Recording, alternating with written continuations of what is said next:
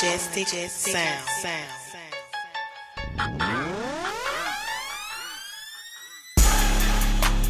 Tell them, say, you should go and tweet that. Hey, what up?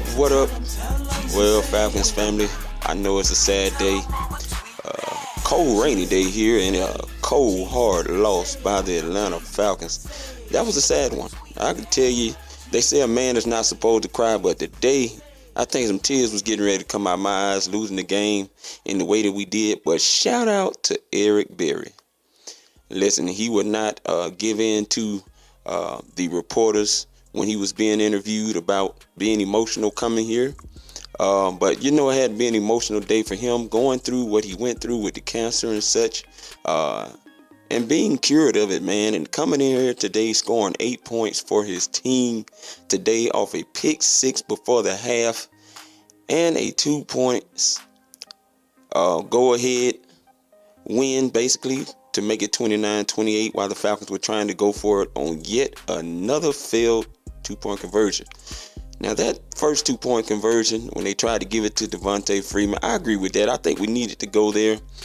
We failed at it, which kept us at 22-27.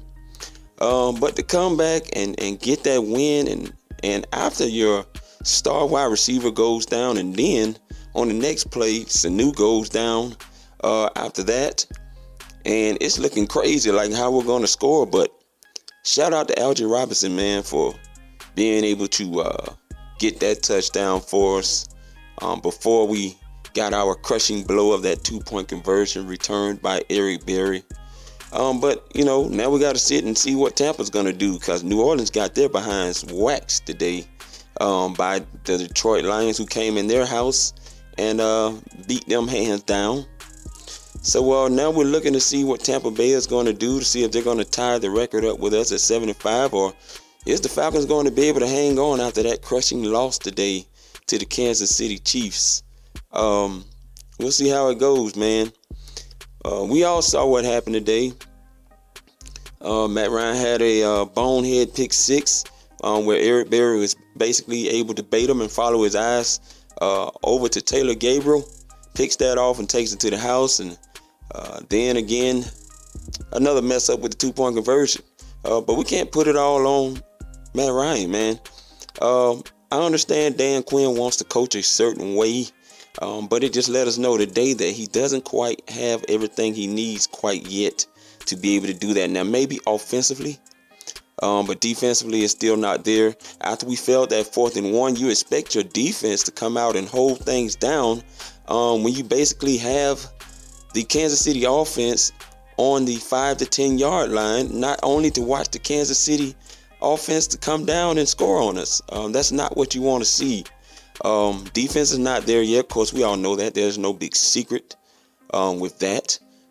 It is very public information right now, but you just see that there is some good things on this defense, but we're a few pieces away from really being, I think, the defense that Dan Quinn would like for us to be, and what we'd like for us to be as fans.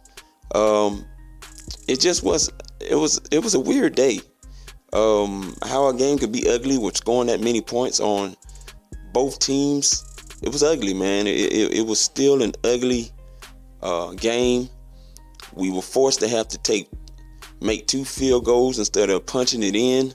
I didn't understand some of the play calling, but I'm sure many of you will chime in on that as well with Kyle Shanahan. He's not going to be perfect every game, but when the coaching stinks, man, you got to admit, it just starts trickling down to just stinking bad. When stuff is working for Dan Quinn, it looks real good. But when it ain't working, it's like everybody, coaching-wise, just stinks up the joint.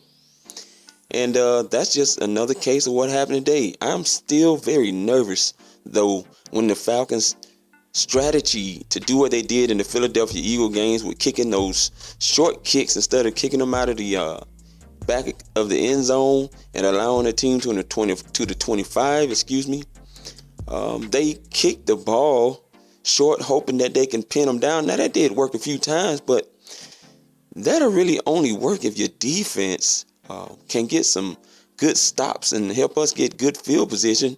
Not to mention your special teams got to tackle the guy down there instead of letting him get to the 30-35 yard line.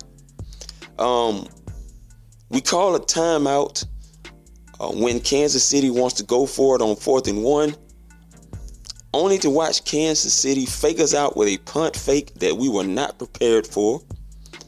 I haven't watched Kansas City at all this year, so I don't know if they did that any time before that or not. I can't remember if the announcer said it. But it just was a very stupid, ugly day. And it's a day that I can't wait to put behind myself. Now, of course, next week I will be out of town, so I won't be back until after this LA Rams game when the Falcons will have to travel there. And, well, I mean, good news is, I guess, is the last 4 teams we have, neither one of them have a winning record. But how good is that for us? We will find out, because we're going to have to win out. We cannot afford to lose more than at least probably one more game, if that. I had us going 10-6, 11-5, and it looks like that's exactly right now what I see us being. Hopefully it does not be a 9-7, which is definitely something we do not need to be doing. Because if Carolina should win tonight, well, they will be in position to where they can win and go 9-7 if they should win out and beat us.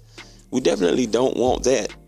If Tampa pulls this game out today, you know, it's going to be real tight for the Falcons, man. Dan Quinn couldn't have said it better himself. Basically, it won't be easy, but it'll be worth it. We'll see what happens. That's all I can say on that, man. But I'm pretty much done with that. If the Tampa Bay Bucks should win, I will be coming back with another podcast shortly after that to talk about where the state of this team is, especially after those injuries to guys like Jake Matthews and Mohamed Sanu and Julio Jones. And we'll see how it goes. But that's it for now. My name is Toby D. Faithful football fans, peace. I'm gone. Keep your heads up, Falcons fam. Peace.